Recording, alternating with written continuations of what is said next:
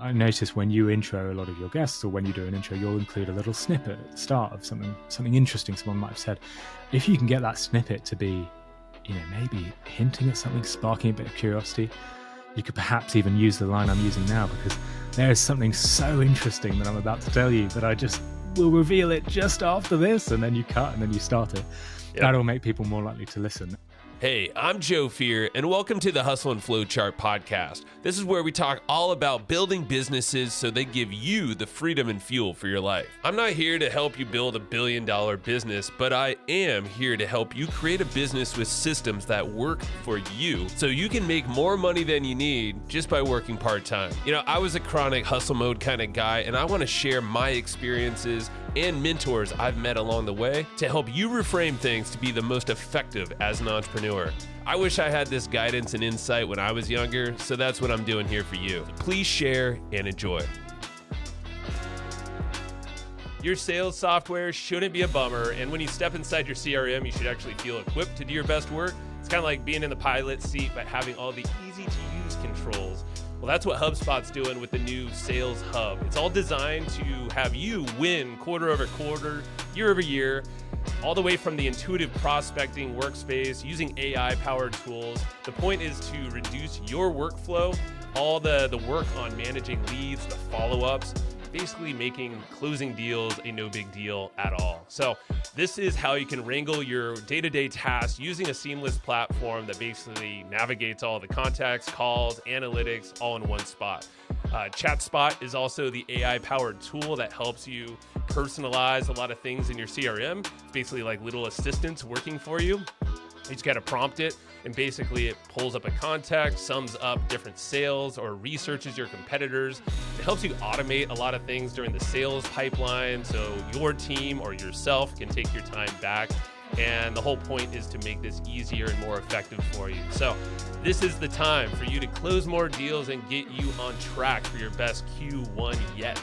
Learn more about HubSpot Sales Hub over at hubspot.com/sales. All right, Phill, it's so awesome to finally have you here. I feel like we've been chatting for a while now, fellow brother on the HubSpot network, podcast network, and got to give a shout out to Al Elliott for making the connection for us. And man, I love your Nudge podcast. I just got to give a shout out right off the bat to what you're doing over there, man. Thank you. Oh, thanks, Jay. And thanks for having me on. Yeah, it was great to be connected with you via the network, and I've really been enjoying your show. I mean, as I was telling you beforehand, this show is all I think about in terms of the genre, podcast and marketing.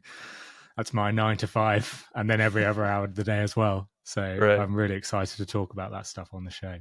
Well, I know you're a busy man because you're over at Buffer as well, right? So talk about 9 to 5. You're doing a fun balancing act right now, right? How is that working? Yeah. Well, I've got a bit of news actually, Joe. Maybe this will be news, breaking news for the one person maybe listening who knows anything about me. But hello, you, Mum. Hopefully, Mum's not finding out this way. No, I'm leaving Buffer. So we're talking towards the end of the year, December. I'm leaving Buffer at the end of the year to go full time on the podcast. So I'm going full time on Nudge. I've loved my time at Buffer. For those of you who know Buffer, it's a social media management company, very flexible work, real new age work policy. We do a 4-day work week and transparent salaries, all these amazing things. It's been an amazing place to work. But the time has come to go full time on the podcast. It's the UK's #1 marketing podcast, and there's a lot I want to do with it and places I want to take it. So that's going to be my goal for the next year and hopefully beyond. That's huge. That's huge. That's great news. And I'm sure, you've been working really hard on Nudge, and I'm really curious to, hear the backstory. I've heard it in some other, some interviews and some sessions you've done, but to be the #1 in the UK is saying something just by itself right there. And the fact that you did it, working, I guess, 4 days out of the week. And then I believe you were spending that 5th day, probably other days, on the Nudge. And growing this thing from the ground up. For me, it's something I started almost 5 years ago, so April 2019. I started it during a sabbatical, and reflecting back on that, I really think sabbaticals are incredible things you can do during your career because they just give you space to really think about your progression, what you want to invest time in, where you want to develop, what skills you need. Because during that sabbatical, I started it with no plan of starting a podcast whatsoever. And then halfway through, I had one and have spent the last 5 years working on it. So that's how it started. It started very sort of as low touch as possible for me. So one episode every 2 weeks. For the podcast creators in the listener group, I did something quite interesting. So obviously, Joe, you and I record today. We're having a chat. You'll do some editing, of course. Maybe you'll cut down a lot of the waffle I'm talking about right now, but you'll do some editing and then you'll put that up there. With Nudge, I decided to do a different approach. It's more like narrative discussion, I think is how it's talked about in the podcast world. But I record my guest. I ask them usually quite a lot of specific questions based on the book they might have written, get a lot of authors on, or just some of their work. And sometimes I even prompt them for the answers I want them to give, especially if they're talking about a certain study, because we cover a lot of studies on Nudge that I want them to reference. So I'll even do that. And then I take that audio, cut it down, and write my own script, which I then read over the top, and I cut back and forth between the two. And that's quite a different way of doing it. It requires, in a weird way, it requires more and less work from me. So let me explain why for the podcast fans. More work in the sense that I'm writing my own script. I'm spending a lot of time on each episode. I think I'm getting a much better quality show at the end of it for me, because I know live in conversation, I'm not as good as you are, Jay. But for me, I think I end up with a better episode. So it is a lot more work in that sense, but it's less work in the sense that I can sometimes take an hour recording with, say, Rory Sutherland or Neriel or one of these, really fantastic marketing pioneers. And I can take that hour recording and maybe get 2 episodes, maybe even get 3 if they're talking about really distinct topics and we frame it in the right way. So I can sometimes get a lot more sort of bang for my buck. And that really helped me when I was starting out and I was doing a full-time job 5 days a week. Oh, man. And so often did that. And then classic podcast growth grew very slowly for about 2 to 3 years. And then was at a decent point of around, I'd say, 1,000 listeners per episode, but then really stagnated, so just leveled off. And a lot of podcasts that have been around for a while will know that you can sort of get growth through word of mouth and then it sort of levels. And that's probably because of a bit of churn and growth, but just sort of levels out. And then in the past year, actually since joining Buffer, so since getting a bit more time, I decided to push the podcast up to once a week rather than once every 2 weeks. Spent a lot more time on trying to improve the quality and get the conciseness down and get really good stories and do more research and think about growth a lot more. And all of that has helped the show to grow now. I think we're getting around 10,000 to 15,000 listeners an episode. Over 1 million downloads now, number 1 marketing podcast in the UK, like I said. So it's been a long old journey, as podcasting is, but that's how I've got there. Man, that's so from 5 years ago. Like, did it start with this same format from the get-go, or is this something you've evolved into? You can hear it. So there's a YouTuber I really like called CGP Grey, and he ran a very good podcast as well. And he's always talked about with creators, if you go back and watch or listen to their first thing, you probably will hear something. If they become very good in the end, and I'm not saying I'm there, but you'll hear something which is showcasing that. He says it's rare to look back at a creator who the first thing they created didn't, was completely different. And I think that's sort of the case with me. So you have that same style. It's that narrative discussion, cut down. My script is separate and the guest is edited down.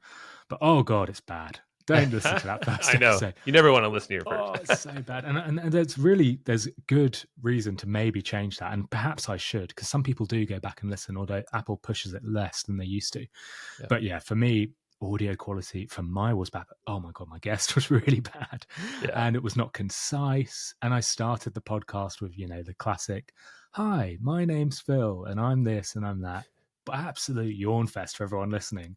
Now I try and start with a story or an example or something just to get people a bit more hooked. Yeah. But yeah, the format was the same at the start, but it took a long time to build a lot of the awareness of what makes a good story and what makes a good episode.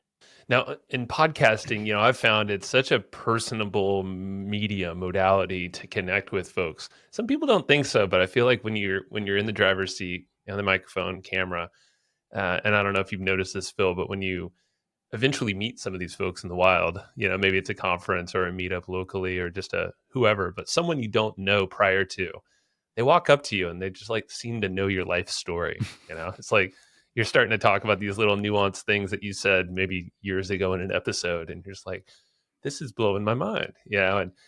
And I think that's what I've found, at least, because I look at podcasting as a kind of a hub to marketing. It's a way that you can express yourself one time, with a guest or solo. And now if you're doing it right, you're capturing video and audio, and now you can kind of use that as a spider web with intention, of course, and use it in all of your marketing, attach it to your email list, your social, and ultimately product service, if that's how you go about things. And have you found similar kind of things with the nudge? And because I know you're all about persuasion, and I just think like podcasting is this unique medium that's kind of like sneakily very persuasive in a lot of ways. Yeah, it is. It definitely is. One funny example is someone back in 2019 was like, "Oh, I think I'm a big listener." I think this is what she said. "I think I'm a big listener. Can I have a picture?" And I was like, "That's BS." Yeah. You're definitely not. I'd just given a talk, and I was like, I talked about my podcast, but this was so early on. I knew how few people listened, and so I haven't had that too much. But it is nice when it happens. I think what's interesting about podcasting, and you'll know this, Joe, is that the listenership is never going to be incredible. You're never going to get the same numbers that you would get on impressions on a social post or newsletter signups in terms of email subscribers. Definitely not the same as YouTube views or TikTok views. And it can be quite disheartening for a podcaster because you look at it and you think, well, I'm putting all this effort in. I should have just done YouTube, or I should have just done TikTok. I would have got a brand deal by now, that sort of thing. But what I've found, and I think what a lot of the listeners will find, is that you can make, because the engagement with the audience who are listening is much stronger. You're in their ear for 20 minutes a week, perhaps even longer, perhaps even more, and they're valuing your opinion. Imagine actually spending 20 minutes a week really listening to someone's opinion. We don't do that in life, really, other than in podcasting. And that means you can get a lot more value out of that audience. So I was just talking to a colleague at Buffer actually yesterday, and she runs a podcast, wonderful podcast, quite small compared to perhaps the podcasts we're running, Joe, but she's still able to sell a membership community to her listeners. She says around 2 to 3% subscribe. And you think, wow, 2 to 3%, that's not massive. But these are people who are willing to pay a monthly fee to get access to basically just ad-free episodes and a few other things. And that 2 to 3%, that can scale really quickly. And I think that's the power of podcasting. I've got quite a funny story about how I used a bias. We can get into this later, but a bias to grow my TikTok following. Ooh, and I would love to know. Yeah, I used this. It's called the curiosity gap, which I think you wanted to talk about anyway, Joe. But I do. Yeah. I'll cover that later. But the basically end of the story is I got 11,000 followers, and I got over 500,000 views on TikTok, and I did really, really well. I got all this engagement, and I had a link. When you get over 1,000 followers, I think on TikTok, you can add a link in your bio, and I added a chartable link, which is a smart link, which will direct people to then go and listen wherever they want. And that tracks everything. It'll track how many people download the podcast, how many people listen, where they go and listen. 11,000 followers, 500,000 views. Yeah. I think I had 40 actual listeners off the back of that. Oh, man. And 40. That just shows, that's the example of, it will take me almost half a year to get 500,000 podcast listens, but wow, I would have way more engagement than that on TikTok. Oh yeah. And that's it is this kind of this thing that you got to break, as like when you get into it, you got to have the passion to put some expression that you want to put out into the world. And there's so many ways to do it, but yeah, the podcast, at least on the audio side, I think is what you're alluding to. It's like, yeah, those numbers, they're tough to grow. But when the ones that stick, they usually stick for a long time, and they have this, they're very impressionable. Yeah. Like it's something that will bring more value than you believe to your business. It's more quality than quantity. And yeah, it's easy to want to grow this thing through paid means. There's publishers out there that can support that. But let's be honest, it's all about the target listener avatar, is kind of like what I like to say. Really knowing who is that person you want. So ultimately, like you alluded to, if it's a membership site, well, who are the people that you want over here? Whereas the podcast is this kind of this glue around everything that you put out, ultimately that you want to put out into the world and grow that tribe around. Yeah, great point, Jay. Great point. Yeah. So, I mean, the curiosity gap is killing me, man. And I think you just used it on me a little bit here. Well, how about this? Like, because I think this is what you're alluding to, but like having a nice story in the beginning, starting off any piece of content, and correct me if I'm wrong, but I feel like that's the curiosity gap right there. I mean, what we talked about the hook in YouTube, it's like there's the title, the thumbnail, and then the hook. The big idea is basically the first 10 seconds, 5 seconds maybe. So how does that translate to podcasting in your eyes, being one who's studied persuasion so much and this Yeah. curiosity gap? I think I've always found it useful it's very common for people to talk about medium specific tactics, hooks on YouTube or first 1 second on TikTok or radio, and it's all of these things are trying to get a human to make a decision. It's actually, I find, more valuable to go back to the bare basics of, okay, what is the psychology at play here? How is this affecting the brain? And the curiosity gap really goes back to this researcher called Zyganik. And she was a researcher from, I think it was almost 100 years ago, or at least 50, 60 years ago in Austria, I believe. And she was at a restaurant with her mates, all who were social psychologists. And they were really impressed with the waiter, who was correctly taking down everybody's orders and giving them their orders without ever writing it down. It was really impressive. And these were complex orders of people being fussy and asking for extra mustard or not so much horseradish, whatever it might be. And these were a group of social psychologists. So they're all debating over a beer. How does he do it?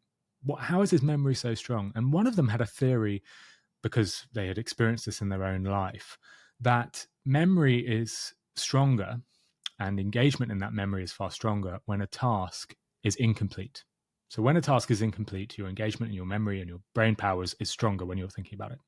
And so to test this idea, what they did is they waited for the waiter to bring over their meals, and he put down the exact meals in front of everybody, just as he was supposed to. He got everything right. And just as he was about to turn away and leave, they got their napkins out, their handkerchiefs or whatever, and they put them over their plates. So they covered their order. And they said, oh, wait, could you please come back? We've just covered our orders. You've just correctly delivered them to us, literally 5 seconds ago. Can you just remind us what we all ordered? And the waiter stood there and was like, I have no idea. I can't remember. I can't remember a single one.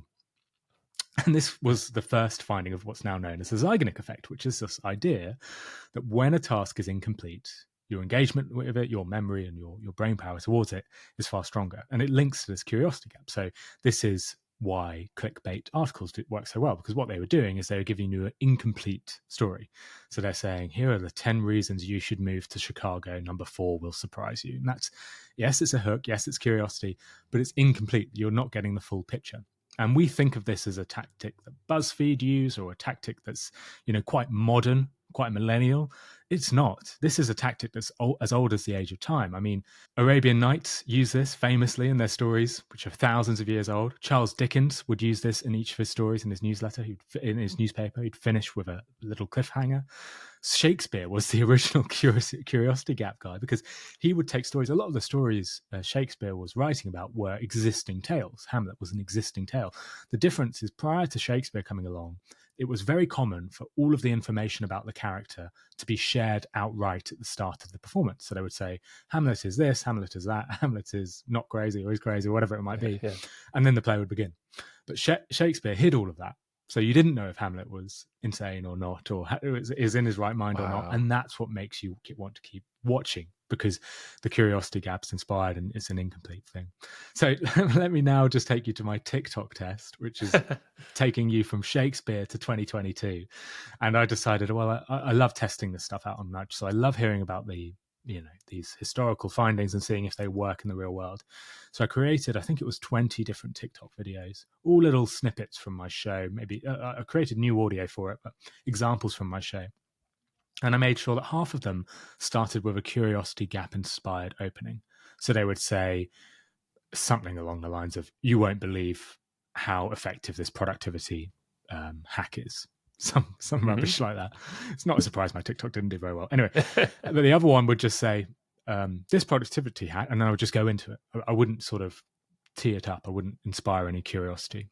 And the finding was, I can't remember exactly, but it was something like 8 times more engagement and views for those curiosity gap inspired openers, and that partly drove a lot of the growth that I saw on my channel. Wow. And it's a great example of how today the curiosity gap still holds, and it's just the case on YouTube, and I think it's definitely the case on podcasting as well. I think I notice when you intro a lot of your guests, or when you do an intro, you'll include a little snippet at the start of something interesting someone might have said. If you can get that snippet to be, maybe hinting at something, sparking a bit of curiosity, you could perhaps even use the line I'm using now, because there is something so interesting that I'm about to tell you, but I just will reveal it just after this, and then you cut and then you start it. Yep. That'll make people more likely to listen. And yeah, you can play this off as saying, oh, it's BuzzFeed, oh, it's just boring TikTok clickbait stuff. It's not. If Shakespeare used it, you can use it too. Oh, yes. I will be swiping that, Phill. So thank you. And because you're exactly right. I mean, I feel like we're in an age of a lot of noise. So our attention span is just becoming a lot more slim. We're probably worse than goldfish at this point. They don't have a phone in front of them all the time, but this open loop, this curiosity gap that we all naturally have, inside of us when set up for it. That is, the hook, the whatever on YouTube, Mr. Beast. I mean, he's amazing at it. And I know you have a whole breakdown on that as well, which was fascinating. I mean, he's the master at it because he's studied this, at least in that space. It's like we can't let it go. Our intentions might not be the best, but then, this open loop thing is just like, I gotta close it. I'm gonna drive myself mad, without at least clicking and like consuming 30 seconds, more than like the 5 seconds maybe, or not at all click. It's important in podcasting, but I think just for the podcasters out there, it's probably more important to think about how you can use curiosity gap to inspire people to open the episode. Because once they open it, you'll see this when you look at your retention, all of us, it's pretty good. I mean, compared to YouTube, it's incredible. Compared to TikTok, It's unbelievable. Retention is pretty good. When people open an episode, they will listen for probably 5 minutes. And you don't really have to inspire too much curiosity. They'll either enjoy it or they won't. But it's really important to think, well, how are they going to open that episode? What's the title? I'm working on an episode, or I've been working on an episode recently, which looks at JFK's speech in Texas, where he basically convinced the nation to fly to the moon.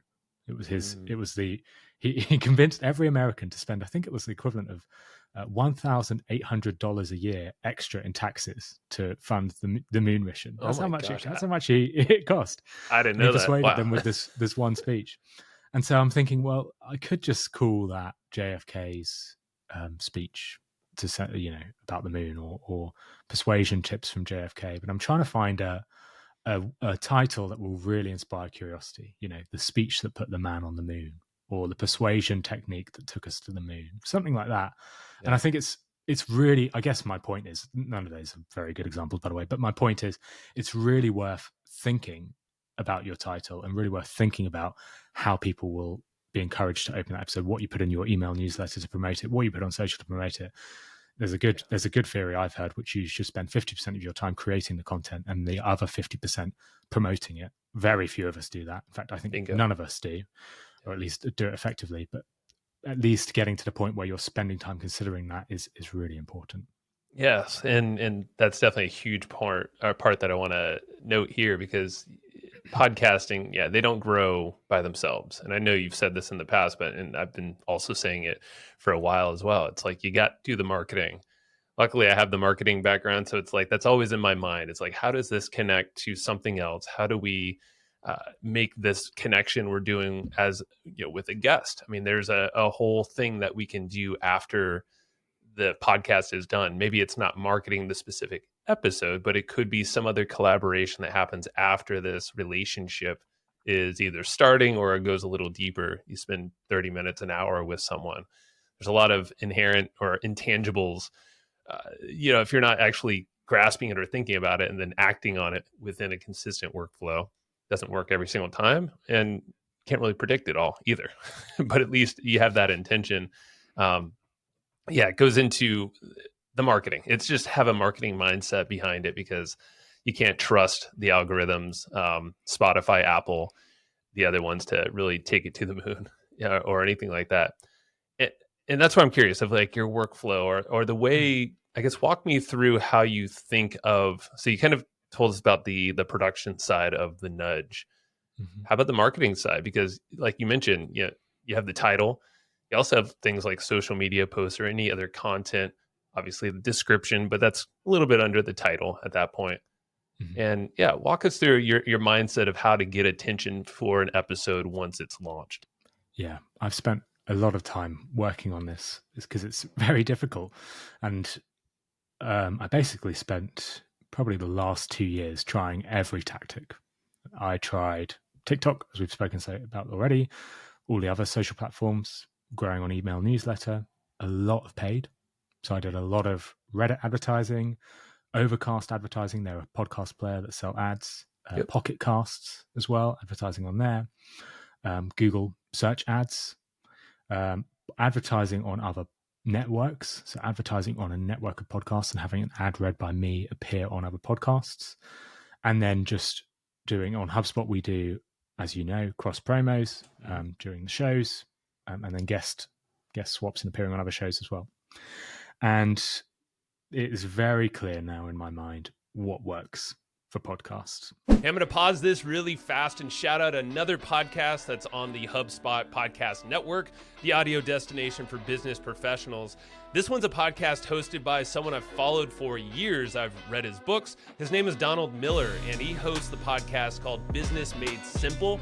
The whole premise there with that show is that it helps take the mystery out of growing your business. And one of the recent episodes is one with Alex Hormozy, someone else I've followed for years now. And it's all about talking about the uncertainties that we're living in right now in 2024 and beyond, but how we can take our business and shore it up. There's actually 4 principles Alex shares, and Don gets into it as well. So definitely recommend checking that out. So go listen to Business Made Simple, hosted by Donald Miller, wherever you get your podcasts. Are you tired of the hassle of building online sales funnels? I get it. And you started your business for freedom and not to be chained to your laptop all day long. And thankfully, there is an all-in-one platform that makes this process super easy so you can start attracting customers online. It's a tool called Kartra, and it has every tool you need to grow. So every Kartra account comes stocked with a bunch of done-for-you campaigns that are designed, connected, and written for you. All you got to do is customize them to your liking, and you can launch a fully built sales funnel in minutes. So make marketing easy on yourself. Visit www.hustleandflowchart.com/Kartra and snag a free 30-day trial of Kartra. And again, that's hustleandflowchart.com/KARTRA.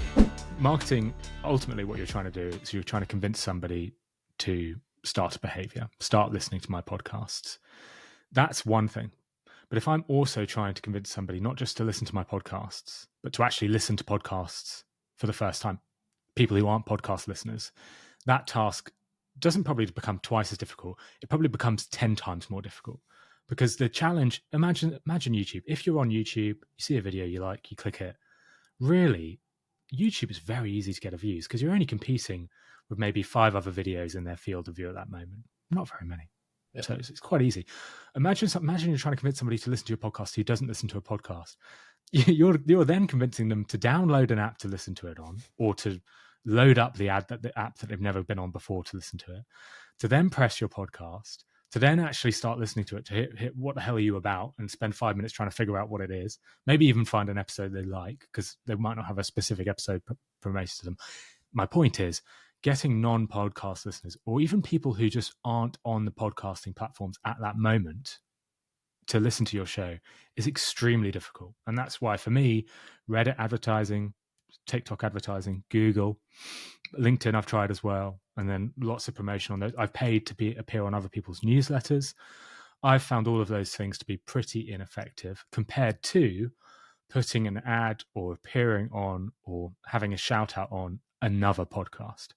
Because if you advertise or appear or promote your show on another podcast, like I'm doing now, it's so easy. It's so easy for your listeners just after this to search for Nudge, to add it to their queue, to subscribe, to maybe even just listen straight after this if they have time. That's really easy. Somebody will be on a walk right now and they think, I've got an extra 20 minutes after this, I'll try that out. That's a really easy thing to do compared to someone's sitting on the loo scrolling through TikTok, and they've got hopefully not more than 2 minutes, they're not going to listen to a 20-minute podcast there. It's impossible. It's a waste of your time being there. My take really is, for shows like ours, which are never going to be consumed by millions of people, you're not celebrity, you're not interviewing famous people, we're not the Joe Rogans of this world. It's much, much better to focus all of your attention on advertising and promoting your show to people who are already engaged with your medium, which is podcasts. Yeah. Yep. And while we're at it right here, listening, you're watching, pause this and go to the nudge and subscribe. Hit subscribe. Come back. Yeah. And come back. Yeah. And make sure you're subscribed here as well, of course. But that's the point. And you're absolutely right, Phill. Podcast listeners listen to podcasts. And that's what I've always found as well is, appearing on, that's why guesting is so powerful. And even if you don't have a podcast, like pursue guesting, because I always see it as this virtual stage. Now you're tapped in to a highly engaged audience, like you just said. I mean, for a while, I got to look at the new stats, but like a lot of the average consumption rate of this podcast was around the 70-ish%, which, and some were even much higher. Yeah, it blew my mind when I saw it. I'm like, you look at a video and there's no comparison, especially on YouTube. 20% on average, or maybe if you're 30, great. but never higher than 40. Yeah. Correct. Yeah. So it's like, just with those stats alone, knowing that you have the right person paying attention to your message, why wouldn't you do it?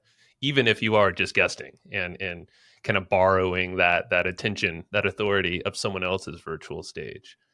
So yeah, I mean, that's, and I've tried Overcast and some of these other ones, and sometimes they work pretty well. But the point is, it's a podcast platform, so you're still meeting people where they are, and that should be the first thing before you start trying to growth hack.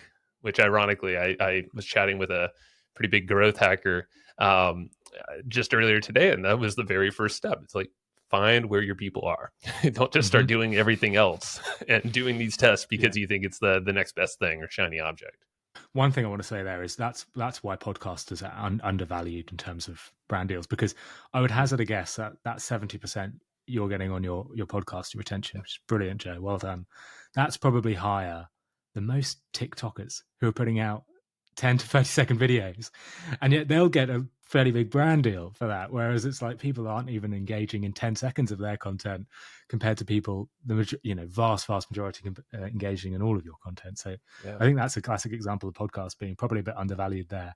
The one thing I will say, and this is something that I'm going to be trying in 2024, and I think there is value in doing, is with a podcast, you are spending a lot of time creating content, hopefully a really good bit of content. We're going to work on this show. We're going to cut it down. We're going to end up with something which we think is really valuable. I think it's useful to occasionally try and take that valuable thing and repurpose it. Not everywhere, because it can be too difficult, but repurpose it on another medium and customize it for that medium. So I feel quite bullish about taking some nudge episodes, re-recording them, re-editing them, cutting them right down and putting them on YouTube with video as well, and hopefully finding a way to get an audience on there. I don't think I'll be able to get an audience on YouTube which I can then bring to the podcast. I don't think that's how it works. Right. Maybe there'll be a chance, but I think there'll be a way to grow a similar level of engaged audience on there and have those two hand in hand, and hopefully, not achieving the same level of retention like we hope, but I think you can leverage it that way, because this is my example of, which I shared before, of the 50%. If we're spending all this time creating content, we should find ways to promote it in other areas. And I think YouTube can be that way. I've had a bit of luck recently. I get an editor to add some B-roll, pretty bad stock imagery and images to my YouTube videos. You can go search for them if you want to see some really dodgy stock imagery. Go to search for Nudge Podcast on YouTube. But one of the episodes, some out of nowhere has got 200,000 views, and another has got 100,000 views. And that just would never happen with a podcast. There is, I think I said at the start, my average is between 10 to 15,000 listeners an episode. My best episode this year was 17,000. So the best is pretty much just above average. Whereas on YouTube, the best is, unbelievable amounts of listening. The amount of engagement that you could never see on any other platform because of how the algorithm works. Now those people aren't coming back. They might never listen to my episodes again, and they might never listen to my show again. But if you can get that type of engagement on multiple videos, on multiple shows, you're going to build up a pretty healthy audience. So I think that's, if podcasters have the time and they are bothering to create good quality content like you are, Joe, then it's really worth translating that content for a different medium. And that could be YouTube, that could be blogging, that could even be an email newsletter, or perhaps even a TikTok, but it's worth doing that. You're exactly right. And that's something that I'm a big proponent of. It's, yeah, capturing it one time. I think I might have mentioned this earlier. Capture it with high quality, kind of like what we're using Riverside right now, or you can use something like Squadcast. If you're doing these kind of remote things, I'm a big fan of Descript as well, or recording directly, one to one. And what do you know? It can get passed right down to my producer as well. Hey, Jacob, thank you.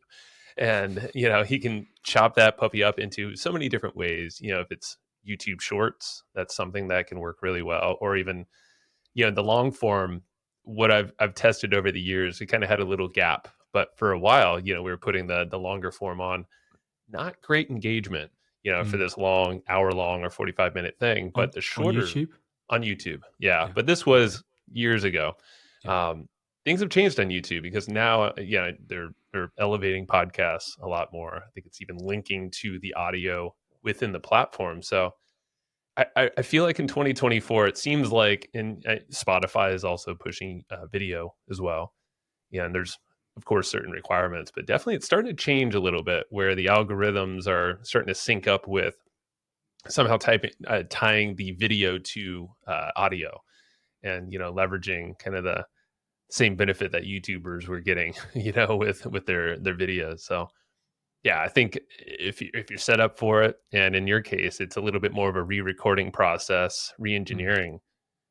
Yeah, I think the nudge is perfect for it because of the shorter form, the fact that you can have, maybe it's AI generated stock images rather than some other dodgy things. You can kind of create your own, or have that generated for you. That's custom. But either way, I think it's a great experiment for everyone to try. Now, when it comes to, I'm just thinking of persuasion in general, like, because I feel like you're the persuasion master. Like, is there and I'm thinking as more of holistically, maybe not just podcasting, but any type of content that, working at Buffer, I'm sure you see a lot of this, because it's all about, putting content out there in the right places. Are there other techniques, maybe another one that you feel like is like a must-know strategy, or a way to, or maybe a framework that you can share that sets people up for success, rather than starting with a blank page or with no framework? Yeah, there's an awful lot. We've spent hundreds and hundreds of years understanding how the human brain works. It's really worthwhile, people who are trying to promote something, to learn that too, because at the end of the day, all you're trying to do is get the brain to do something, which is engage with whatever you're creating. And there's one very interesting bias, which pretty much all of us will recognize and have known in our own lives, which is this bias called labor illusion, or input bias. And this is the idea that when we see the labor that has gone into something, or maybe we just even presume we've seen it, that's the illusion, or we've seen the input that's gone into something, we'll value that thing more. So a great example is a study conducted, I think, by Harvard in 2011, when they took over a restaurant. And in the restaurant, they had these windows by the kitchen. And on some nights, what they would do for the restaurant is, on some nights, they would keep the window clear, so the diners could always see the chefs cooking their meals. And then on other nights, they would frost over the window, so they couldn't see their chefs cooking the meals. And then when the diners left, they would ask them a bunch of questions. How much did you enjoy your meal? Was it value for money? Was the flavor good? Would you come back again? How much of a tip did you leave? All of these things. And they measured these all on alternative nights, random control trials, so you're getting accurate results. And what they find is that when people can see the chefs cooking their meal, they value the meal much more. They give a bigger tip. They think the meal is tastier. And this is this basic idea that, when you see the effort that's gone into something, you value it more. There's another very recent study, I think, conducted last year, and this was on tours of companies. So, for example, a brewery tour. Let's say you go to Dublin and you go to the Guinness brewery tour. You walk around the tour. Well, they did this study where they interviewed people before they did this tour, people who didn't do the tour and people who did, and they asked them, how likely would you be to buy this product? What do you think of it? Would you engage with it? unsurprisingly, those who do a behind the scene tour are 2 times more likely to buy that product and engage with that product and think that product even tastes better as well. So just seeing behind the scenes makes you value it more. And this is something that marketers can use. It's actually something that Steve Jobs used. So I spent weeks looking at Steve Jobs' keynotes at Apple because I wanted to see what made them so persuasive. And there was one common theme which was really interesting. Almost every time he started his keynote, and definitely during points during his keynotes, he would say something along the lines of, "Oh, we have spent 3 years working on this. I can't wait to share it." Or the one where he came back to Apple after his time away, he started with, "If you'd been here on weekends over the past month, you will have seen the car parks full because we've been working night and day, 7 days a week to share what we're going to share with you today." And he uses it so regularly, you think, well, this can't just be a coincidence. He knows what he's doing. He's using the labor illusion. By sharing the labor that's gone into the thing he's creating, he's making them value it more. So I thought, let's test this. Let's see if I can use this myself. And so I ran a Reddit ad, which was really just for the test. I wasn't really going to bring listeners in, but I wanted to compare and see if this worked for me, worked for driving to people to podcasts. So I had two ads went out. Both had the same amount of spend behind them. Both targeted people in the UK who engaged with marketing subreddits. And one of the ads, I think, said, it was my end of year episode, I think maybe 2 years ago or 1 year ago. And it said, learn the 6 best marketing tips of the year, whatever it might have been. That was the episode I created, and it had an image of my show. And then the variant, the labor illusion variant, said, I've spent 480 minutes this year listening to marketing experts. Here are the 6 best tips I heard. So same content. It's still the 6 best tips I've heard this year. But that second version hinted at some of the labor I put into it. Oh, true, by the way. That was the amount of time I'd spent recording with these experts.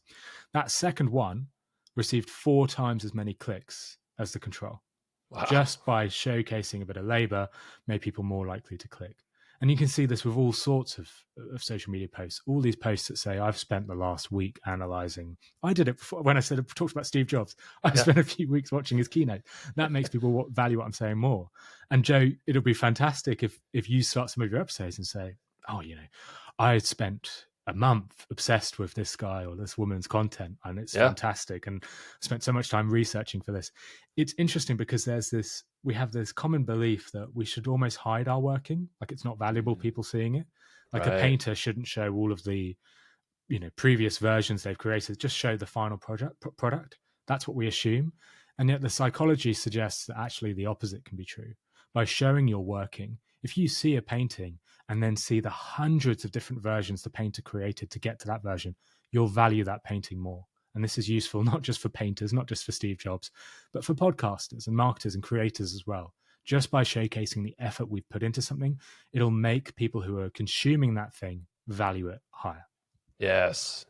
I know you did this for a Mr. Beast video as well, breaking down. I think you spent over 50 hours, consuming all the videos and analyzing and scrutinizing. And yes, I mean, it's a perfect thing that no matter what level you're at, you could be very experienced or not, and what, putting out content, your business, your marketing, the fact that you can, you invested this much amount of time that someone else now can save because you've condensed it into this, whatever it is, video, podcast, social media post, case study. It works in weird ways. You mentioned the Mr. Beast thing. So for the listeners who don't know, I did an episode on Mr. Beast where I try to figure out what made him so successful. This will be interesting for those listening because it is interesting to think, why on earth is Mr. Beast so successful? He has more subscribers than the population of Russia. What's going on here? How is this kid, 25-year-old, making 50 million a year? How is he so successful? And it's, I'm not certain what it is, but if you look back at some of his first viral videos, what you actually see for a lot of them is just pure input. It was just very clear from the videos that he spent a lot of time and effort and occasionally money. Money came a bit later when he would give away lots of money, but a lot of time and effort into creating the videos. So some of his first viral videos were things like him saying Logan Paul 100,000 times. 24 hours long, that video, however long it was. He was counted to 100,000. One of his first viral videos was him cutting a table in half with a plastic knife. He didn't show the full process, but he cut this up into a 2-minute video, edited it into a 2-minute video, but loads of different clips of him on multiple days, cutting and cutting and cutting his table. And this is irrational, of course, because who on earth would care about anybody cutting a table in half with a plastic knife? You know, Mr. Beast, he's fine. He's not a comedian. He's not the Right. most engaging person in the world, and yet this video did very well. And I think one of the reasons why is it's just that classic labor illusion. People are seeing that this person is investing a lot of time and a lot of effort into creating these videos, so they assume and they make the assumption that this must be a good YouTuber. This person must be worthwhile watching because they've put in a lot of labor. And I think if you know that, you can then see so many examples of this in the world. It's not just Mr. Beast. It's people like Steve Jobs. It's a hell of a lot of other YouTubers. A lot of the people who are very successful on social, they give the appearance that they're putting a lot of work and a lot of effort into their thing, and that makes people value them more. And that can translate so many ways. So having that bias in front and when engineering our content, it seems like that's something we can always tack on to the front. It's like not the content itself. Yeah, it's like this podcast. That's the beauty of editing in the past or in the future, that is. But you know, like having you can frame things up. That's why YouTubers can go and add that hook in the beginning, and then it's get people in the door. It's like what you say with podcasting: get the click, start the listen. YouTuber, same thing. It might be title, thumbnail, but then it's hook, boom. Now you got them as much as possible. So great feedback. Is there like a number one failure? Oh my God, why would you ever do that? Kind of like no-go thing? Because I mean, you've studied so much. What's like the worst mistake someone could be happening? And this could be kind of a quicker example, but just something that you find is kind of common, but you're like, oh God, that's cringy. A common mistake, and this is ironic when you hear it, but a common mistake is to not share your mistakes. And this is quite interesting. There's this bias called the Prattfall Effect, and this was discovered by Elliot Aronson back in the 1960s. He recorded video of an actor. The people who would watch this video wouldn't know he was an actor, but this actor answering quiz questions very accurately, getting 90% of them right. What's the population of Russia? Oh, I know exactly what it is. Mr. Beast subscriber level. Well, it wouldn't have been in the 1960s, but anyway, so recorded this quiz contestant actor. And then at the end of the quiz, the actor takes a sip of coffee and spills it down himself. It's on purpose. Elliot Aronson asked him to do it, but it looked really clumsy and he spilled this coffee down himself. And then Elliot Aronson, he took this recording of the quiz contestant and he made two versions. One in full with the questions, answers, and then spilling the coffee, and then one slightly edited. So the questions, the answers, no spilling of the coffee. And he showed the two different videos to two different populations of people. And he asked them at the end a bunch of questions about the actor, but mainly how likable was the actor? Oh, sorry, how likable was the quiz contestant? That's how they knew. And he found a dramatic difference. Those who saw the actor spill the coffee ranked that quiz contestant as being far more likable than when they didn't, which is very interesting. Because why would clumsiness make you more likable? Well, Aronson said this is the Prattfall Effect. This is the idea that if you showcase a weakness, you'll increase your likability. Jo Sylvester, she took this finding in the early 2000s. She was from a university in Wales. She got a lot of her research assistants to apply to dozens and dozens of different jobs. And then she instructed them, when they go for these jobs, on half of them, because they were going for dozens of jobs each, so they could do a comparison. On half, only show your strengths. And then on the other half, show your strengths, but actively share a weakness. Say, I'm actually not very good at this. And then keep all of your experience and skills the same. And then she measured how many of them get through to the next round, how many of them get job offers. She finds out when you showcase a weakness, you're far more likely to get through to a next round, far more likely to showcase to get a job offer, which again is irrational. Why should this be? We don't interview people to find out their weaknesses. But this is, again, the Prattfall Effect at play. It increased trust, increased likability. It makes us more likely to believe that person and engage with them as well. And this is something that we see brands do. So Avis run a campaign called We Try Harder, and they've been running that for dozens and dozens of years because it's so successful.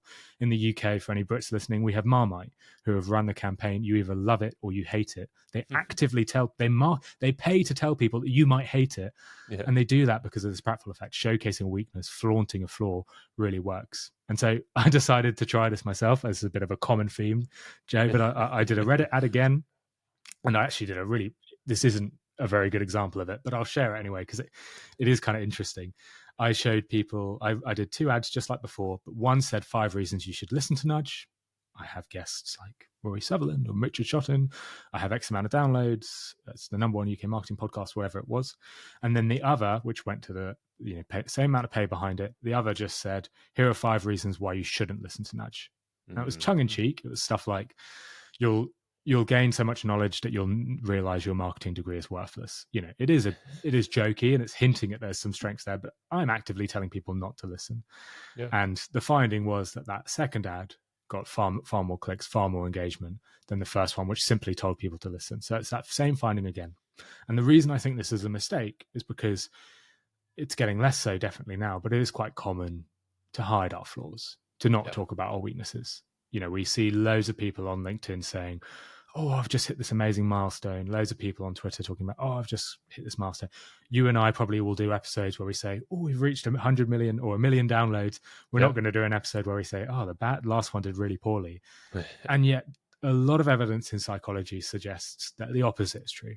If we embraced our weaknesses, if we showcased our flaws, not only would we get more likability, people would probably be more likely to engage with us as well. So it's important to use a weakness and share it. Yeah. And it's relatable because everybody has a weakness. The ego or something stops us from sharing it or wanting to present that, especially when we feel like we should be kept at some kind of caliber or some level, or we expect ourselves to be at that level at least. Yeah, it's very interesting. I love that approach. And it's like showing the behind the scenes a little bit too. It's just the realness of what you are, your brand, your expression, whatever that looks like. So, man.